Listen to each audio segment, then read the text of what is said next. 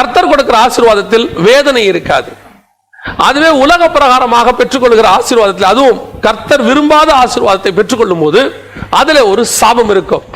அந்த சாபம் கடைசி வரைக்கும் நிற்கும். அதான் ரொம்ப பிரச்சனை.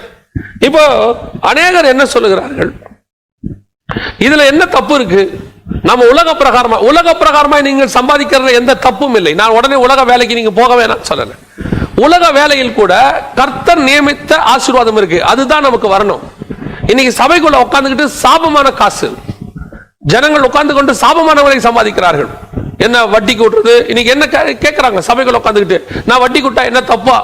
அநியாய வட்டி தானே. ஒருத்தர் என்கிட்ட சொன்னாரு, அநியாய வட்டி தானே கொடுக்க கூடாது, நியாயமான வட்டி. அது என்ன நியாயமான வட்டி, அநியாய வட்டி? இன்னைக்கு நிறைய பேர் இருக்கிறாங்க சபைக்குள்ள உட்கார்ந்து இருக்கிறாங்க, சபைக்குள்ளேயே வட்டி கூடுறாங்க. அதை நிறைய ஊழியக்காரங்களும் என்கரேஜ் பண்றாங்க. ஏன் இன்னும் சொல்ல போனா ஊழியக்காரங்க அவங்க கிட்ட போய் வாங்குறாங்க வட்டிக்கு. சாபம், சாபம். அந்த பணம் உன்னை ஒரு நாள் கண்டிப்பாக அந்த சாபத்தை உன் தலையில கொண்டு வந்து நிறுத்தும். அவருடைய விளைவு என்ன தெரியுமா? உன் சந்ததியில ஒரு துஷ்ட மனுஷன் பிறப்பான். நிறைய அரசாங்க அதிகாரிகளை நான் பார்த்திருக்கிறேன். லஞ்ச பணம், லஞ்சத்துல வாங்கி வீடு, லஞ்சத்துல வாங்கி பொருள் எல்லாத்தையும் சேர்த்துருவாங்க. கடைசி என்ன நடக்கும் தெரியுமா? ஒரு துஷ்ட மனுஷன், அவன் சந்ததி துஷ்ட சந்ததியாக இருக்கும். எத்தனை பேர் அரசாங்க அதிகாரிகள், நான் வெறும் அரசாங்க அதிகாரிகள் சொல்றேன், தப்பாய் சம்பாதிக்கிறவனுடைய ஒவ்வொருத்தருடைய சந்ததி பின்னாலும் ஒரு துஷ்ட மனுஷன் இருப்பான், கண்டிப்பாக இருப்பான். இது அவங்களுக்கு தெரிய மாட்டேங்குது. ஐயோ, ஏன் என் பிள்ளை இப்படி இருக்குது? நான் என் பிள்ளை நல்ல செல்லமா தானே வளர்த்தேன். நீ எங்கே தவறு செய்தா என்பதை பார். சாத்தான் ஒரு கலையை கொண்டு வந்து வாழ்க்கையில விதைச்சிட்டான். வாலிப பிராயத்துல எப்படி வேணாலும் சம்பாதிக்கலாம், எதை வேணாலும் சம்பாதிக்கலாம். நம்ம சம்பாதிச்சுட்டு நம்ம வந்துட்டு ஒரு வீடை வாங்கி கட்டி போட்டு உட்காந்துட்டோம்னா 55 வயசுக்கு மேல பீஸ்ஃபுல்லா இருக்கலாம். விட மாட்டார் ஆண்டவர், கணக்கு தீர்க்கிற கர்த்தர். அந்த சாபத்தை உன் கையிலிருந்து திருப்பி வாங்கவே வாங்குவார். You must give back. நீ திருப்பி கண்டிப்பாக தந்திருக்க வேண்டும் அதை. ஆனா ஆபிரகாம் தரல, ஆண்டவர் கொடுக்க வைப்பார். நான் ஏற்கனவே சொல்லி இருக்கிறேன், நம்முடைய வேதத்தை பொறுத்த வரைக்கும் எல்லா பாவங்களுக்கும் மன்னிப்பு இருக்கிறது. ஆனால் இந்த பணம் என்கிற விஷயம், பொருளாசை, பணம் என்கிற விஷயத்தில் மாத்திரம் மன்னிப்பல்ல, அதற்கு திருப்பி கொடுக்கிற ஒரு காரியத்தை கர்த்தர் வச்சிருக்கிறார். விபச்சாரத்திற்கு மன்னிப்பு இருக்கு, கொலைகாரனுக்கு மன்னிப்பு இருக்குது, பைபிள் இதெல்லாம் இருக்கு. கோபக்காரனுக்கு மன்னிப்பு இருக்குது. இயேசு கிறிஸ்துவின் ரத்தம் சகல பாவங்களையும் மன்னிக்கும். ஆனால் இந்த பணம், பொருளாசை அப்படிங்கிற ஒரு விஷயம் வரும்போது மட்டும் அதுக்கு ஆண்டவர் மன்னிச்சாலும் திருப்பி கொடுக்கணுங்கிற கான்செப்டா வச்சிருக்கிறார். மத்தேயு 5:26 என்ன வாசிக்கிறோம்? உனக்கு உன் சகோதரனோடு கூட குறை உண்டானால் முதலில் நீ அவனோடு கூட ஒப்புரவாகு, ஒரு காசு கொடுத்து தீரு மட்டும் நீ இவ்விடத்திலிருந்து புறப்பட மாட்டாயின்னு பலிபீடத்துக்கிட்ட தான் ஆண்டவர் சொல்றார். திருப்பி கொடுத்தா மட்டும்தான் அது தீரும். எதுக்கு சொல்ல வரேன்?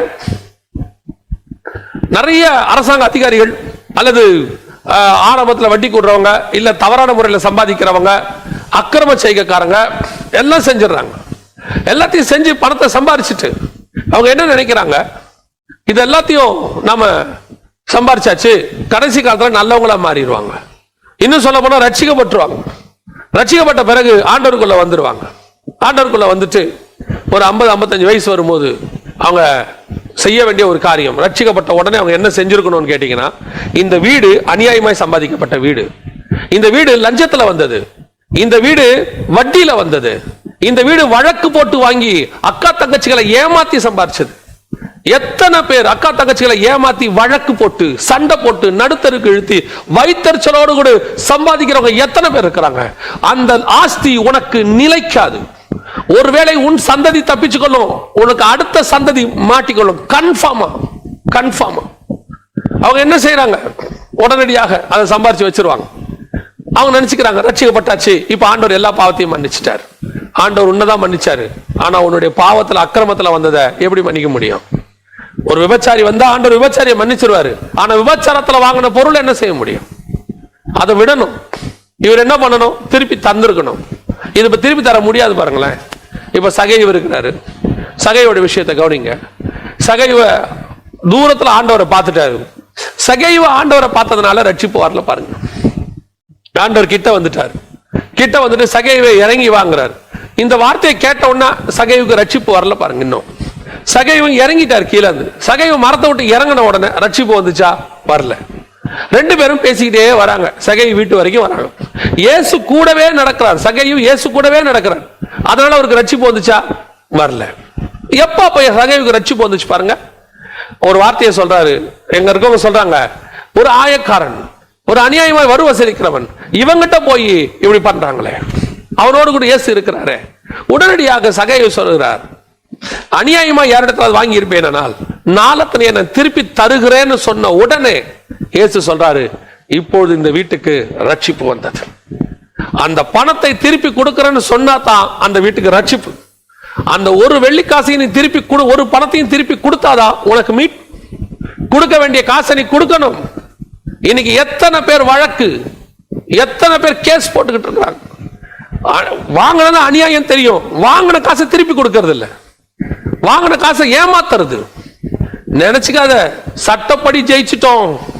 நிறைய பேர் நினைச்சுக்கிறாங்க ஆஸ்பர்லாம் நம்ம ஜெயிச்சிட்டோம், இனி நம்மள ஒண்ணு யாரும் ஒண்ணும் பண்ண முடியாது, கேஸ் போட்டு வாங்கிட்டோம். பார்த்துக்கிட்டு இருக்கிறார் கர்த்தர், கணக்கு தீர்க்கிற கர்த்தர். வச்சு ஒரு ஆண்டு ஒரு இடத்துல ஆண்டவர் வச்சு கரெக்டா ஒரு கணக்கை தீர்ப்பார், நிதானமாக தீர்ப்பார். எப்ப தீர்ப்பார் தெரியுமா? அதான் சொல்வேன், அந்த அரசாங்க அதிகாரிகளோ அல்லது லஞ்சத்துல பணம் வாங்குறவர்களோ அல்லது வந்துட்டு அநியாயமா சம்பாதிக்கிறவர்களோ ரட்சிக்கப்பட்ட உடனே திருப்பி கொடுத்துடணும் பாருங்க. இன்னைக்கு சபையில சொல்ல மாட்டேங்கிறாங்க, ஏன்னா பணக்காரங்க வந்த உடனே அக்செப்ட் பண்ணிக்கிறோம். அந்த பணக்காரங்க எப்படி பணக்காரங்கன்னு நமக்கு தெரியாது பாருங்களேன். என்ன நடக்குது? ஒரு 10 வருஷம் அப்படியே வந்துட்டே இருப்பாங்க. திடீர்னு ஒரு நாள் கிட்னி ஃபெயிலியர் ஆகும், திடீர்னு ஒரு நாள் மொத்தம் அப்படியே ஒண்ணுன்னா அடி வாங்கும். ஊழியக்காரங்க என்ன நினைக்கிறாங்க, நல்ல மனுஷன், நல்ல சகோதரன், ஏன் இவருக்கு இப்படி நடக்குது, ஏன் இந்த சகோதரிக்கு இப்படி நடக்குது, ஏன் இப்படி வராங்க? கிட்னி ஃபெயிலியர் ஆனவங்களுக்குலாம் இதான் காரணம் நினைச்சிடாதீங்க. உடனே நம்ம கிட்னி ஃபெயிலியர் ஆனவங்களுக்குலாம் ஏதோ காசு தான் ப்ராப்ளம், அப்படி இல்லை. உன்னை ஒரு உதாரணத்துக்கு சொல்றேன், ஏதோ ஒரு இடத்துல கர்த்தர் கை வைப்பார், உன்னுடைய காசை திருப்பி கொடுக்க வைப்பார். இல்லாத பட்சத்தில் இதைத்தான் செய்வார். ஏன் தெரியுமா? நீதியை சரி கட்டணும் ஆண்டவர், நீதியை சரி கட்டணும். ஆண்டவருக்கு உங்க சரீரத்தை விட உங்கள் ஆத்மா ரொம்ப முக்கியம். சரீரத்தை வாதித்தாவது உன் ஆத்மாவை காப்பாற்ற கர்த்தர் விரும்புகிறார். இன்னைக்கு ஏமாற்றி வாங்கினவர்கள் நல்லா வாழ்ந்தா சரித்திரமே இல்லைங்க, சாபமான காசு. எனக்கு ஒருத்தரை தெரியும், தன்னுடைய அக்கா தங்கச்சி எல்லாரையும் ஏமாற்றி ஒருத்தருக்கு ஒரு சொத்தையும் கொடுக்காம கேஸ் போட்டு எல்லாத்தையும் வாங்கிக்கிட்டாங்க. போதாத குறைச்சலுக்கு தன்னுடைய கணவனுடைய அக்கா தங்கச்சிகள் அவங்களுடைய சொத்தையும் ஏமாத்தி அவங்கள கேஸ் போட்டு மிரட்டி வாங்கிட்டாங்க. இப்ப ஏறக்குறைய 10 பேருடைய சொத்து அவங்க கையில இருந்துச்சு. நான் நேரடியாக பார்த்தவன். 10 பேருடைய சொத்து கையில இருந்துச்சு. அவங்களுக்கு ஒரே ஒரு பிள்ளை, ஒரு பிள்ளை. அந்த பிள்ளையும் அவர்களோடு கூட இல்லை, அதுவும் வெளிநாட்டில் இருந்துச்சு. நடந்தது என்ன? அவ்வளவு சொத்து இருந்துச்சு. அந்த சந்ததி சாபத்தின் சந்ததி. இன்னைக்கு அது வழியாக ஒரு பிரயோஜனமும் இல்லை. எல்லா அக்கா தங்கச்சி ஏமாத்தி சம்பாரிச்ச காசு அந்த சந்ததியில் வந்த அந்த ஒரு பிள்ளைக்கும் நிம்மதி கிடையாது. அதனுடைய பிள்ளைகளுக்கு நல்ல வாழ்க்கை அமையல. சாபம், சாபம். திருப்பி கொடுத்துருங்க, அதான் நல்லது. நீ எதை எடுத்தியோ அதை கொண்டு போய் திருப்பி கொடுத்துருங்க அவங்க கிட்ட, அதுதான் நல்லது.